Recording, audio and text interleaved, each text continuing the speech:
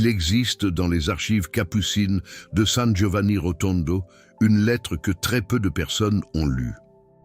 Elle a été découverte en 2001 lors du processus de béatification de Padre Pio, parmi des centaines de documents personnels conservés dans des boîtes fermées depuis sa mort en 1968.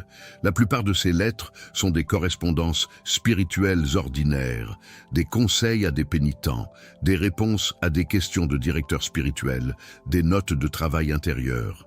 Mais celle-ci est différente. Elle a été classée séparément par les archivistes dans une chemise portant la mention manuscrite en italien Per gli occhi del direttore soltanto, pour les yeux du directeur seulement. Cette lettre, Padre Pio l'a écrite en 1955 à son directeur spirituel, le père Agostino d'Hippona. Elle fait 4 pages. Et elle décrit quelque chose que Padre Pio avait observé sur une période de 20 ans.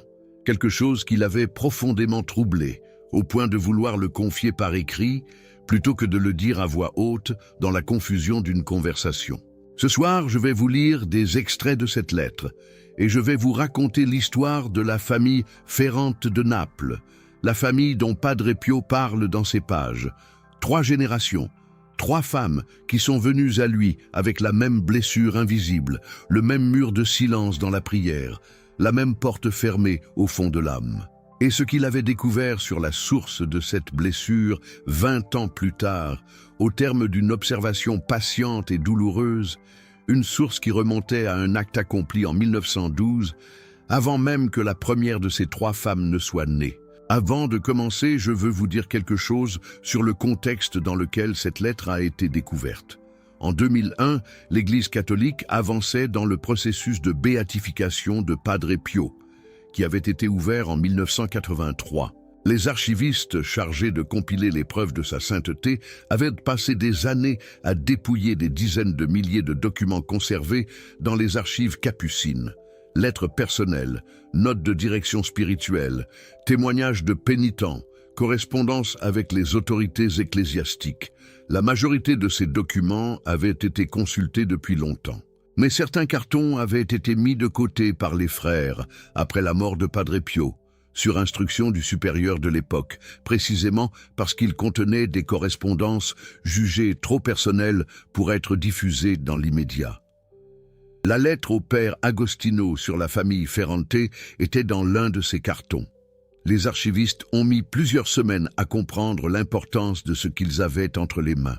Ils avaient découvert non pas une curiosité anecdotique sur un cas de direction spirituelle, mais quelque chose de plus systématique, une réflexion de Padre Pio, construite sur 20 ans d'observation, sur un phénomène qu'il avait identifié dans plusieurs familles différentes et qu'il tentait de décrire avec les mots et les concepts dont il disposait. Un phénomène que nous appelons aujourd'hui, dans les théologies plus récentes, la transmission transgénérationnelle des blessures, mais que Padre Pio avait observé et nommé à sa façon, avec sa propre précision de confesseur, qui avait passé 50 ans à regarder des âmes.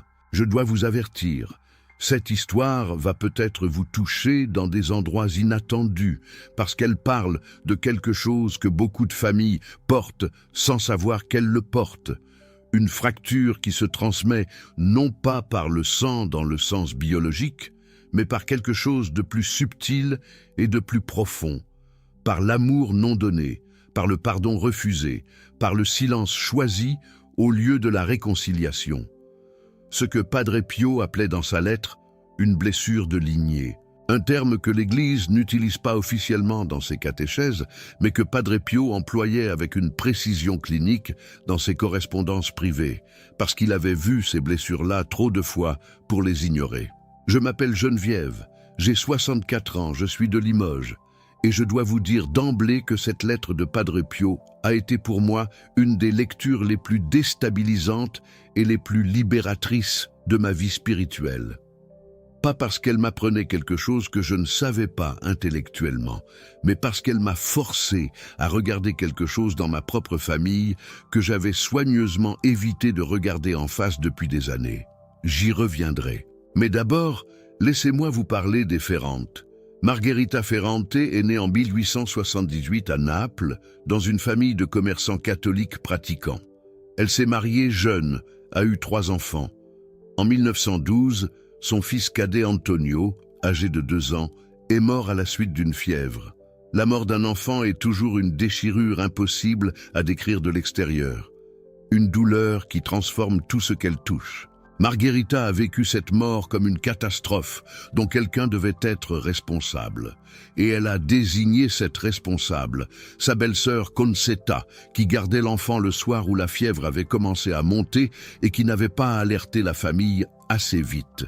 La responsabilité de Concetta dans la mort de l'enfant n'a jamais été établie clairement. Les médecins de l'époque n'avaient pas les moyens d'en juger. Mais Margherita en était convaincue avec une certitude que rien ni personne ne pouvait entamer. Et cette conviction s'était transformée en quelque chose d'irréversible, une déclaration publique de rupture faite à l'église, devant le curé et devant plusieurs membres de la famille lors de la messe du dimanche qui suivait les funérailles. Margherita avait dit à voix haute que Concetta avait du sang sur les mains et qu'elle ne lui pardonnerait jamais tant qu'elle vivrait. Des mots prononcés dans une église, devant Dieu, et tenus scrupuleusement jusqu'à la mort de Margherita en 1940. 28 ans de refus absolu de toute réconciliation, de toute conversation, de tout contact. Ce que peu de gens de la famille savaient, c'est que Concetta avait elle aussi perdu un enfant l'année suivante, une petite fille morte en bas âge d'une rougeole. Que pendant des années après l'accusation de Margherita, elle avait vécu avec ce poids supplémentaire. Non seulement le deuil de l'enfant mort, mais la culpabilité publiquement attribuée et jamais levée. Les membres de la famille qui connaissaient les 2 femmes disaient que Concetta attendait une visite, un mot, quelque chose, jusqu'à la fin. Cette visite n'est jamais venue. 20 ans après les faits, en 1935, la fille de Margherita, Elena Ferrante, alors âgée de 25 ans, s'est rendue à San Giovanni Rotondo pour rencontrer Padre Pio. Elena était une jeune femme pieuse, sérieuse dans sa vie spirituelle, pratiquante fidèle. Mais elle portait depuis des années une expérience qu'elle ne savait pas nommer et qui l'angoissait profondément. L'impression que ses prières n'arrivaient nulle part. Pas un doute sur l'existence de Dieu, pas une crise de foi. Juste cette sensation persistante de parler dans un vide, de prier avec sincérité et de ne rien recevoir en retour. Pas même le silence habité que les spirituels décrivent parfois comme une forme de présence. Juste une porte close. Padre Pio l'a reçu au confessionnal.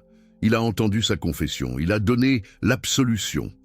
Mais à la fin, il a gardé Elena un moment et lui a dit quelques mots que la jeune femme a soigneusement notés dans son journal intime. Journal retrouvé lui aussi dans les archives familiales et cité dans la déposition de béatification. Padre Pio avait dit « Il y a quelque chose dans votre lignée qui attend d'être guéri. Ce n'est pas en vous. Priez pour que la lumière soit faite sur ce que vous ne voyez pas encore. » Elena est repartie sans comprendre vraiment. Dans son journal intime, elle avait écrit après la rencontre avec Padre Pio. Il a vu quelque chose que je ne vois pas. Il me dit que ce n'est pas en moi. Mais si ce n'est pas en moi, pourquoi est-ce que c'est moi qui le vis? Cette question, pourquoi est-ce que je porte quelque chose qui n'est pas à moi, est précisément la question que beaucoup de personnes se posent face aux blessures générationnelles, sans savoir que c'est cette question qu'elles posent. On se croit seul, responsable de sa sécheresse spirituelle, de ses difficultés à prier, de ce vide persistant dans la vie intérieure. On cherche en soi la faute, le manque, l'insuffisance. Et parfois, la réponse n'est pas là. Elle est plus loin en arrière, dans une histoire qui précède. Elle a prié pour ce quelque chose qu'elle ne voyait pas. Elle a continué sa vie, s'est mariée, a eu des enfants, mais la sécheresse dans la prière n'a pas entièrement disparu. Elle est restée une présence discrète, comme une fenêtre légèrement embuée derrière laquelle la lumière filtrait sans jamais vraiment entrer.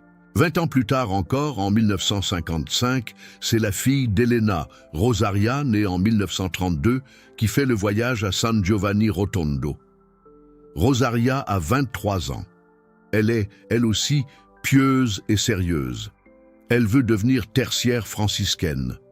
Elle prie le chapelet tous les jours. Et elle vit, avec une précision qu'elle décrit de façon poignante dans son témoignage, exactement la même expérience que sa mère lui avait décrite. Cette prière qui ne traverse pas, ce sentiment d'une porte close, cette impression que quelque chose d'invisible interpose entre elle et Dieu une vitre épaisse, qu'aucune prière ne parvient à traverser. C'est cette visite qui a tout changé. Et c'est de cette visite que Padre Pio a écrit à son directeur dans la lettre de 1955. Parce que quand Rosaria s'est agenouillée au confessionnal, Padre Pio a vu quelque chose qu'il n'avait vu qu'en partie lors de la visite d'Elena 20 ans plus tôt. Il avait vu maintenant la totalité. Il voyait l'arc de 3 générations. Il voyait la source. Et pour la première fois depuis la mort d'Elena, qui avait rejoint Dieu quelques années avant, il avait la possibilité de transmettre ce qu'il avait vu à quelqu'un qui pouvait agir. Voici ce que Padre Pio a écrit dans sa lettre au Père Agostino. Je vous lis les passages essentiels, traduits de l'italien, tels qu'ils apparaissent dans la traduction officielle publiée par les Capucins de San Giovanni Rotondo dans le recueil d'archives de 2003. Il écrit « Cette famille porte une blessure qui précède tous les vivants. Elle vient d'un refus d'amour gravé dans la chair et dans le sang d'une femme morte depuis 15 ans. Un refus prononcé dans la maison de Dieu devant le prêtre et les fidèles, avec la solennité d'un serment. Cette femme croyait dire la vérité sur la mort de son fils. Peut-être disait-elle ce qu'elle percevait comme la vérité. Mais en refusant de pardonner, elle n'a pas seulement fermé une porte entre elle et sa belle-sœur. Elle a fermé quelque chose de plus large. Quelque chose qui appartient à la famille entière et que ses enfants ont hérité sans le savoir, comme on hérite d'une maison dont certaines pièces sont murées. Il continue. La fille est venue me voir en 1935 sans savoir ce qu'elle cherchait. Je n'ai pas pu lui dire ce que je voyais. Elle n'était pas prête à l'entendre et je n'avais pas encore la certitude complète sur la source. Je lui ai dit de prier pour que la lumière vienne. Elle a prié. Et la lumière ne vient jamais d'en bas, elle vient d'en haut, mais seulement quand quelqu'un dans la lignée est prêt à la recevoir et à faire ce qu'elle demande. La petite fille est venue, et elle est prête. Puis Padre Pio écrit cette phrase que j'ai lue et relue jusqu'à la mémoriser sans le vouloir. La blessure qui traverse les générations n'est pas une punition. Ce n'est pas Dieu qui ferme la porte pour punir les enfants des fautes de leurs parents. La porte s'est fermée parce que quelqu'un dans cette maison a choisi de fermer son cœur et qu'une maison dont le cœur est fermé reste froide pour tout le monde, même pour les enfants qui ne savent pas pourquoi ils ont froid. La guérison exige que quelqu'un dans cette génération fasse ce que l'ancêtre n'a pas voulu faire, non pas parce que c'est sa responsabilité dans le sens de la culpabilité, mais parce que c'est son pouvoir dans le sens de la libération. Écoutez-moi bien. Quand j'ai lu cette phrase pour la première fois, j'ai pensé immédiatement à mon oncle Bernard, l'aîné des garçons de ma famille. Il avait eu une dispute avec son frère cadet, mon père, à propos de l'héritage de mes grands-parents il y a longtemps, une histoire d'injustice perçue qui avait peut-être un fond de réalité, peut-être pas, mais qui dans tous les cas avait creusé entre eux un silence de 15 ans. Mon oncle Bernard est mort en 2009, sans que la réconciliation ait eu lieu. Et ma cousine Martine, sa fille, m'a dit un jour, avec une franchise qui m'avait touché, « Tu sais, depuis que papa est mort avec cette chose non réglée, j'ai du mal à prier. Comme si quelque chose bloquait, comme si mes prières n'arrivaient pas. Je n'avais pas su quoi lui répondre à l'époque. Je comprends mieux maintenant. Revenons à Rosaria. Padre Pio lui a dit au confessionnal ce qu'il avait vu. Il lui a parlé de sa grand-mère Margherita, de Concetta, de 1912, de la déclaration dans l'église. Rosaria savait vaguement qu'il y avait eu une brouille ancienne dans la famille. Les adultes n'en parlaient jamais directement, comme ces choses se transmettent souvent, par des silences éloquents et des sujets jamais abordés. Mais les détails, la scène dans l'église, les mots précis que sa grand-mère avait prononcés, elle ne les connaissait pas. Et quand Padre Pio les lui a décrits avec une précision qu'elle n'attendait pas, quelque chose en elle s'est figé. Dans son témoignage écrit, Rosaria raconte qu'elle a d'abord ressenti de la résistance, une résistance que beaucoup comprennent facilement. Pourquoi serais-je responsable de ce qu'a fait ma grand-mère? Je n'étais pas né en 1912. Je n'ai pas choisi de venir dans cette famille. Je n'ai rien dit de tel dans aucune église. La résistance est compréhensible, normale même. Cette idée que quelqu'un pourrait porter le poids d'un acte qui le précède de plusieurs décennies heurte quelque chose de profondément juste dans notre sens de la justice individuelle. Padre Pio l'avait anticipé.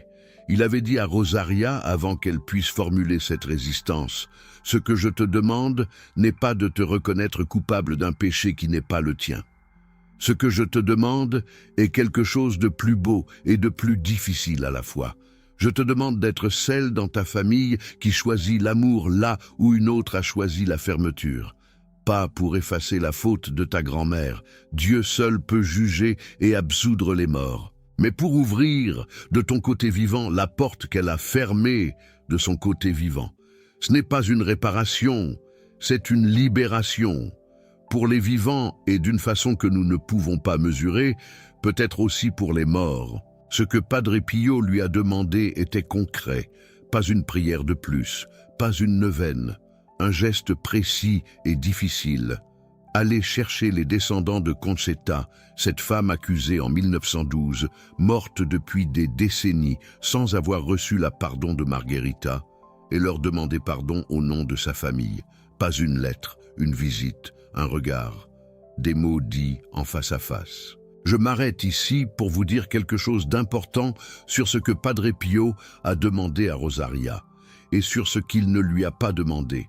Il ne lui a pas demandé de justifier ou d'excuser l'acte de sa grand-mère. Il ne lui a pas demandé de prétendre que ce qui s'était passé en 1912 n'avait pas eu lieu, ou que la douleur de Margherita n'était pas réelle. La douleur d'une mère qui perd son enfant est réelle. La colère qui vient après une telle perte est réelle. Padre Pio ne disait jamais que les blessures n'existaient pas.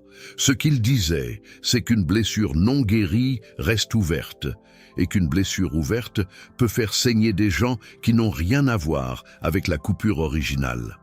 Ce qu'il demandait à Rosaria n'était pas de nier la souffrance de sa grand-mère, c'était de mettre fin à la transmission de cette souffrance, de décider que cette douleur-là, elle mourrait avec sa génération et ne passerait pas à ses propres enfants. Il y a quelque chose de profondément libérateur et de profondément courageux dans ce choix-là. Et je crois que chacun de nous, à un moment ou à un autre de notre vie, est invité à faire ce choix pour les blessures que nous avons héritées. Rosaria est rentrée à Naples, et pendant plusieurs semaines, elle a résisté. Elle a prié. Elle a demandé à Dieu de lui ôter ce qu'elle ressentait comme une demande impossible. Padre Pio lui avait dit « Quand tu seras prête, tu sauras ». Et il ajoutait dans sa lettre au père Agostino « J'attendais de voir si elle aurait le courage ». Pas parce que Dieu exige ce courage comme une condition à son amour, mais parce que la liberté est réelle et que la guérison qu'elle demande ne peut venir que d'un choix libre. Le courage est venu un dimanche matin de novembre 1955. Rosaria avait retrouvé, à travers des membres âgés de la famille, l'adresse d'une des filles de Concetta, une femme nommée Carmela, alors âgée de 70 ans, vivant toujours à Naples dans le quartier du Rione Sanita. Rosaria s'est présentée sans prévenir, comme Giacomo s'était présenté sans prévenir à la porte de son frère Enzo, sans scénario préparé, sans savoir exactement ce qu'elle allait trouver. Carmela a ouvert la porte. Une vieille femme, les cheveux blancs, le regard méfiant de quelqu'un qui a appris depuis longtemps à ne rien attendre de la branche ferrante. Rosaria a dit son nom. Elle a dit à qui elle était. Et puis elle a dit ce pourquoi elle était venue. Simplement, sans discours, sans justification préalable. Je suis venue vous demander pardon. Au nom de ma grand-mère Margherita, qui ne l'a jamais demandé. Au nom de ma famille, qui a gardé le silence pendant 43 ans. Ce qui a été dit dans cette église en 1912 était injuste. Votre mère ne méritait pas ce qu'on lui a fait. Et je suis désolé. Carmela a regardé Rosaria pendant un long moment sans rien dire. Puis elle s'est mise à pleurer, pas doucement, avec une intensité que Rosaria décrit dans son témoignage comme quelque chose d'accumulé depuis des décennies, comme si cette femme âgée avait attendu ce moment pendant une grande partie de sa vie sans savoir qu'elle l'attendait. Elle a dit à Rosaria de rentrer. Elles ont bu du café. Carmela lui a raconté sa mère, comment Concetta avait vécu avec le poids de l'accusation de Margherita jusqu'à sa propre mort, comment ce poids avait coloré toute sa vie et teinté d'une tristesse diffuse une femme qui avait été, avant 1912, quelqu'un de joyeux et d'ouvert. Comment Carmela elle-même avait grandi dans l'ombre de cette histoire qu'on ne lui expliquait jamais clairement, mais dont elle sentait le poids sur les épaules de sa mère. Rosaria est restée plusieurs heures chez Carmela ce dimanche de novembre. Elles ont prié ensemble avant de se séparer. Carmela a dit à Rosaria, en la raccompagnant à la porte, « Ta grand-mère avait perdu un enfant. Je comprends la douleur qui fait dire des choses qu'on ne peut plus reprendre. Dis à ta famille que nous ne gardons aucune rancœur, qu'il n'y avait rien à pardonner de notre côté. C'était la douleur qui parlait, et que ta mère et toi méritaient la paix. » Rosaria a pleuré tout le chemin du retour dans l'autobus. Elle dit dans son témoignage que ses larmes n'avaient rien de triste. C'était quelque chose qu'elle ne savait pas nommer exactement, quelque chose entre le soulagement et la légèreté, comme si un poids que l'on ne sent plus, parce qu'on ne s'en souvient plus l'avoir jamais posé, venait soudainement d'être retiré. Et lors de sa prière du soir ce dimanche-là, pour la première fois depuis qu'elle se souvenait d'avoir prié, elle a senti quelque chose d'autre que ce vide. Une présence, discrète, sans dramaturgie, sans lumière visible, ni aucun signe extraordinaire. Juste une porte ouverte. Elle est retournée voir Padre Pio au printemps de 1956. Elle lui a raconté la visite à Carmela. Il l'a écoutée en silence, les mains croisées, les yeux fermés. Quand elle a eu terminé, il a dit simplement « Voilà, c'est tout, voilà ». Padre Pio a souri, ce sourire que beaucoup de témoins décrivent dans ces moments de grande joie intérieure, un sourire qui venait de très loin, du fond de quelque chose d'habituellement grave. Il a dit à Rosaria, « Tu as fait ce que je n'avais pas pu demander à ta mère, et maintenant quelque chose est libre dans ta famille que rien d'autre n'aurait pu libérer. Va, et que tes enfants héritent de cette liberté. » Ces deux mots simples, voilà. Padre Pio les disait parfois à la fin d'une confession ou d'une conversation spirituelle pour marquer qu'une chose s'était accomplie, qu'un chemin avait été parcouru jusqu'à sa destination. Pas un grand discours, pas une explication supplémentaire, juste la reconnaissance de quelque chose d'achevé. Dans la lettre au père Agostino, Padre Pio écrit la conclusion de cette histoire avec une phrase qui m'a arrêté net quand je l'ai lue. Dieu ne punit pas les enfants pour les fautes de leurs parents. Mais l'amour que les parents refusent de donner creuse un manque dans la maison que les enfants héritent et que leurs enfants héritent à leur tour. Non pas comme une punition, mais comme une vérité vivante qui cherche à être guérie. La guérison ne vient pas d'en haut comme un coup de baguette magique qui efface tout. Elle vient d'en bas, d'un acte d'amour accompli par quelqu'un qui est encore vivant et qui choisit de briser le cycle. Et quand cet acte est accompli dans la sincérité du cœur, quelque chose se dénoue, non seulement dans la vie de celui qui l'accomplit, mais dans la lignée entière, vers le bas comme peut-être vers le haut, d'une façon que nous ne pouvons pas mesurer, mais que nous pouvons observer dans la paix qui vient après. Permettez-moi de rester un moment sur ce que cette lettre dit théologiquement, parce que c'est important pour ne pas mal comprendre ce que Padre Pio enseigne ici. L'Église catholique n'enseigne pas la culpabilité collective héréditaire, dans le sens où un enfant serait personnellement coupable du péché de ses ancêtres. Ce serait une doctrine injuste et étrangère à l'Évangile. Ce n'est pas de cela qu'il s'agit. Ce dont parle Padre Pio est quelque chose de différent et de plus précis. Il parle des conséquences réelles dans la vie d'une famille d'actes qui ont blessé l'amour. L'amour non donné ne disparaît pas dans le néant. Il laisse un manque dans l'espace relationnel d'une famille, un espace où les enfants grandissent et dans lequel certaines choses, la confiance, la prière vécue comme dialogue réel, la capacité à recevoir et à donner de l'amour sans défense, peinent à se développer normalement. Non pas parce que Dieu punit, mais parce que l'amour appelle l'amour, et que là où l'amour a été refusé, un vide se crée qui affecte tous ceux qui vivent dans cet espace. Cette distinction est importante. Il ne s'agit pas de culpabilité, mais de pouvoir. Chaque génération a le pouvoir de guérir ce que la précédente a blessé. Rosaria n'était pas coupable de l'acte de Margherita, mais elle avait le pouvoir de faire ce que Margherita avait refusé de faire. Et en utilisant ce pouvoir, elle a ouvert quelque chose pour elle-même et pour ses enfants. Cela m'a touché personnellement d'une façon que j'avais du mal à prévoir quand j'ai commencé à lire cette lettre. Parce que dans ma propre famille, il y a une histoire qui ressemble à celle des Ferrante. Différente dans les détails, semblable dans la structure. Pas une accusation publique dans une église, mais une rupture ancienne, une brouille que personne n'avait vraiment réparée, un vide dans l'espace familial que tout le monde avait appris à contourner. Et quand j'ai relu le passage de Padre Pio sur la maison dont le cœur est fermé et où tout le monde a froid sans savoir pourquoi, j'ai reconnu quelque chose. Pas avec une certitude absolue, pas avec la précision clinique de Padre Pio qui voyait les âmes, mais avec ce quelque chose dans le ventre qui vous dit « Oui, c'est cela, tu le savais déjà, tu refusais juste de le regarder en face. » Comme ma grand-mère disait toujours, les choses qu'on refuse de voir ne disparaissent pas, elles attendent, patientes, jusqu'à ce que quelqu'un ait le courage de les regarder. La question qui brûle maintenant, après tout ce que nous venons de traverser ensemble ce soir, est celle-ci. Est-ce que tout cela peut guérir? Est-ce que les cycles générationnels dont parle Padre Pio dans sa lettre peuvent vraiment se briser? Ou sont-ils trop ancrés, trop anciens, trop complexes pour qu'un seul acte d'une seule personne puisse les transformer? La réponse de Padre Pio est sans ambiguïté.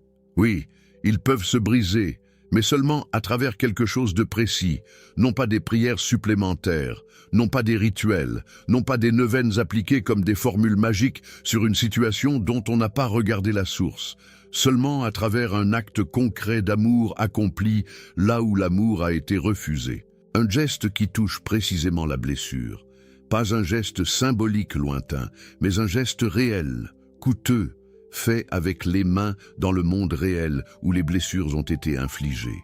Ce que Rosaria a fait en allant voir Carmela était exactement cela. Pas une prière pour les ancêtres, pas une messe demandée en leur intention, aussi bonne et nécessaire que ces choses soient. Un acte physique, concret, irréversible, frapper à une porte, dire un nom, prononcer des mots de pardon en face d'une personne vivante qui avait encore besoin de les entendre. Padre Pio termine sa lettre au Père Agostino par quelques lignes que j'ai copiées dans mon carnet de prières quand j'ai lu la traduction pour la première fois, parce que je ne voulais pas les oublier. Il écrit « Je vieillissais en regardant ces familles venir avec leurs blessures répétées et leurs portes closes. Et j'ai compris que la miséricorde de Dieu ne s'impose pas à la liberté humaine. Elle attend. Elle attend que quelqu'un dans la lignée soit assez courageux, assez aimant, assez libre de son orgueil pour faire le premier pas que l'ancêtre n'a pas voulu faire.